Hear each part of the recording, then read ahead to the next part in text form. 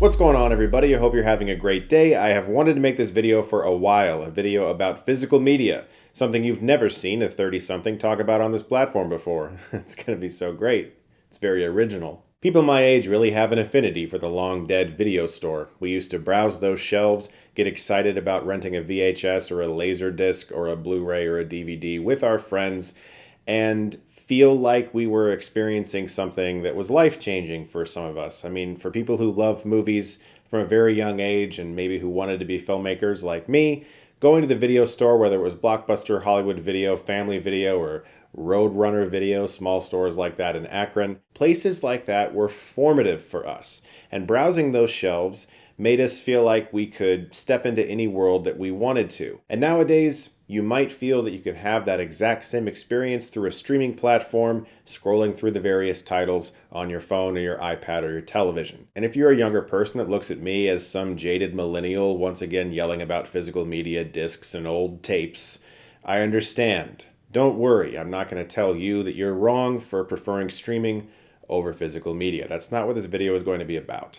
I think everybody should watch movies in the way that they feel comfortable watching movies as long as they're supporting the filmmakers. What I want to talk about is why physical media is special to me and why I think it's important for not just us as film lovers, but for the industry, for the filmmakers who make the movies, and for ultimately the types of movies that end up being made when we support physical media. But before we go any further, I do want to give a special thank you to the sponsor for this video, Betterhelp. It's a new year and it's a great time to work on yourself. You might have various goals this year, like excelling at work or school or in your own personal life, which is why it's great that Betterhelp makes starting therapy easier and much less intimidating for a lot of people. Betterhelp lets you have therapy sessions as a phone call, as a video chat, or even messaging, whatever's the most comfortable version of therapy for you. Betterhelp can match you to one of over 30,000 therapists in their network based on your needs, preferences, and location, which gives you access to a wider range of expertise than may be available in your city. To get started, you fill out a questionnaire that will ask you questions about what challenges you're going through and what kind of therapist you'd like, and then Betterhelp can match you with a therapist to help you. And in most cases, you'll be matched with a therapist within 48 hours. And if you feel like your therapist isn't a great fit, you can switch therapists with a click of a button in your settings at no additional cost. So join over 4 million people who've used BetterHelp to start living a healthier, happier life. That link is in the description below. It's betterhelp.com/Chris Stuckmann. Clicking on that link supports this channel, but it also gives you 10% off your first month of BetterHelp so you can connect with a therapist and see if it helps you. That's betterhelp.com/Chris Stuckmann for 10% off your first month at BetterHelp. Thank you so much to them for sponsoring this video. Tons of people have referenced this clip from Matt Damon on Hot Ones. In fact, most of you have probably seen it. He masterfully sums up what physical media used to do for movies and why certain movies just aren't made anymore. And I did some research into the past using a site called thenumbers.com to look at domestic Blu-ray and DVD sales and how they've changed over the years. For example, The Bourne Ultimatum had estimated DVD sales of $124 million and Blu-ray sales of $2.5 million. Just 3 years later, Inception had $90 million in DVD and $76 million in Blu-ray. 2 years after that, The Avengers had $120 million DVD sales and $131 million Blu-ray sales. 2 years later, the Lego Movie, $66 million DVD sales, $45 million Blu-ray sales. Another 2 years go by and Deadpool has $37 million in DVD and $72 million in Blu-ray. In 2018, Black Panther had $34 million in DVD and $70 million in Blu-ray sales. Bad Boys for Life made $13 million in DVD sales and $15 million in Blu-ray. The highest grossing movie of 2022 only made $20 million in DVD sales and $38 million in Blu-ray sales. So with some of those numbers, you learn a few things. You can see just how incredibly successful home video releases used to be, that it really was like how Damon described it, a second opening for your movie. And over the years, you can see some of those numbers rise, but for the most part, they're going down. At the same time, there is a bit of a resurgence happening right now, similar to what's happened with vinyl. Vinyl was considered a dead media when I was a kid. I could go to a pawn shop or a used electronics store and get basically any vinyl for like $1. And now some of those things are massive collector's items, and every new major album gets a release on vinyl. Even albums that aren't exactly the most popular albums end up on vinyl. I highly doubt we'll ever see the return of 8-track or Laserdisc or VHS or cassette tapes, although horror fans, especially like myself, really do love the look of horror VHS. It's not that necessarily we prefer to watch it on VHS, but it just looks really nice on a shelf. The Oppenheimer 4K release has really turned a lot of heads. I don't have exact numbers for it, but they basically sold out everywhere within like a week. I had a really hard time finding a copy because there's a very significant part of the film community that understands the value of physical media, especially in the space that we find ourselves in today with streaming and how so many people, studio executives in particular, feel that they can just wipe movies from existence. Even movies that you might have purchased that suddenly you no longer have access to digitally.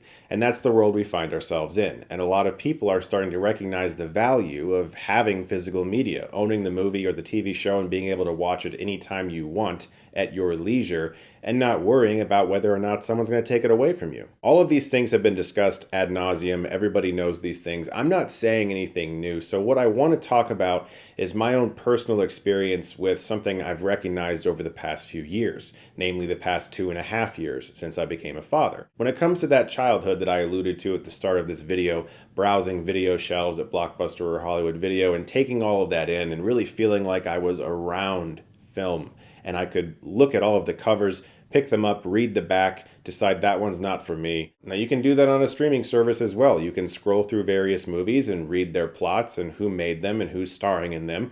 But inevitably, whenever I'm on a streaming service, it doesn't allow me to turn off autoplay and I pause and I try to look at a series of posters, a fucking trailer starts playing and distracts me from being able to decide. And this happens over and over again. Now, of course, you can turn it off on some platforms and some you can't. If I can, I always turn it off. What I've noticed over the past 2.5 years since becoming a father is that when I take my kids to Best Buy, which is a store that has recently announced that they will no longer be selling physical media for movies. And this year, they're already starting to empty their shelves. I just went to Best Buy the other day, and this was the site. It was sad. I take my kids shopping with me all the time. They love going to stores. I remember when I was little, looking up at the massive high ceilings of supermarkets and thinking that I was in some kind of grand castle because everything was so big because I was so small. And I feel like my kids are having that same experience when I wheel them in their strollers around Target or Best Buy or wherever we're going. And they're looking around at everything and they're really taking it in. What I've noticed is that when I'm with them at a store like Best Buy or Target, and we're walking through these aisles and we're looking at books, we're looking at movies, we're looking at music, they are so curious about everything that's right in front of them that they can see and touch. They want to know what everything is. When they see a character they recognize, they point to that character and say who it is. They ask about all of the titles that they're seeing pass by them.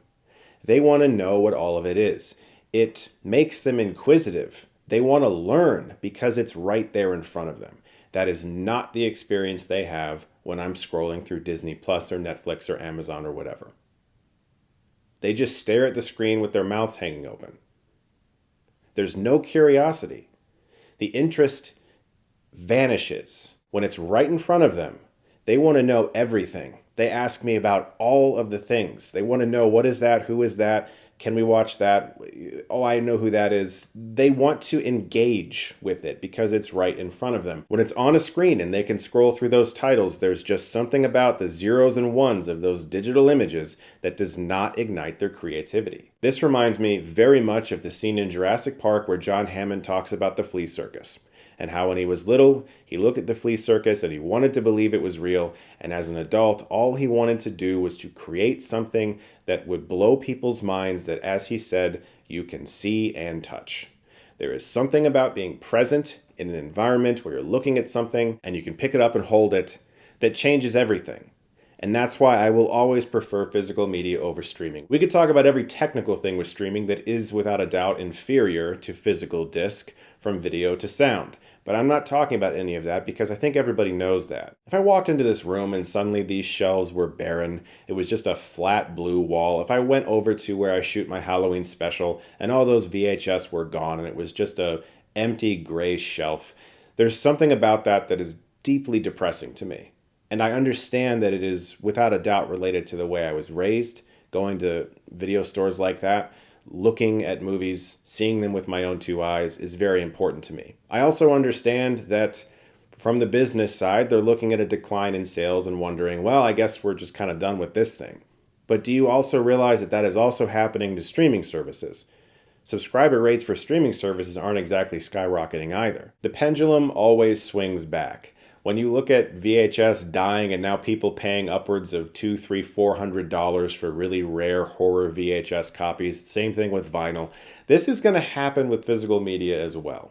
There's going to be a very well-known show that suddenly disappears or its rights lapse on some platform that everybody was watching it on, and you're going to go on eBay and the collector's set of it is going to be like $3,000. And you're going to see stuff like that happen over and over again. I don't know if you guys saw that movie Leave the World Behind, hilariously on Netflix, believe it or not, but the ending of that film, without spoiling anything, was just a massive plug for physical media. My hopes are that in the future, people who really do appreciate film and want to champion it and support it will continue to purchase Blu-rays and DVDs of their favorite movies, because that is the best way that not only you support those films and the filmmakers who made them, but ensure that we get more movies like them. If we genuinely want more films like they used to make that feel more within that mid-budget range of $10 to $40 million or even $50 million. If you want movies like Panic Room, which is essentially about a few people trapped in a house but was shot for like $50 million. If you want that kind of money to be given to movies like that again, to have those sort of white-knuckled and fun stories be given that big screen treatment and not just be relegated to straight to VOD on a budget of like $500,000. If you want more of that, which I know you do because I read reviews on Letterboxd and IMDb, I'm well aware that people are kind of sick and tired of modern movies and the way so many of them are feeling. Well, then you gotta support them. That's it. It's a very simple solution. I know that not everybody can afford to go out and buy a Blu-ray for every movie, and I certainly don't. I bought Dead Reckoning Part 1, I bought Oppenheimer, there's been some anime I've bought recently, but in general, I don't buy as much as I used to, because a lot of my earnings are going to raising two children. And that's just the way life is right now, and that's fine. In the future, I might have a giant room filled with Blu-rays again, or whatever the format is at that point. Not that I don't already. Those are my thoughts on what's going on right now with physical media and why I do think it's very important, not just for the film side, but for igniting our imaginations. When I look at my kids and they're seeing things with their own two eyes that they can hold and touch and experience, and they want to feel as if it is something that they've tangibly felt in their own two hands, I see their eyes light up. It is not the same thing that happens when I'm just pressing right on a remote, scrolling through various titles on Disney or Netflix. So that old feeling that so many of us had at the video store, that a lot of us think is dead now because they're not around, I am seeing that exact same excitement happening right before me with my own two kids.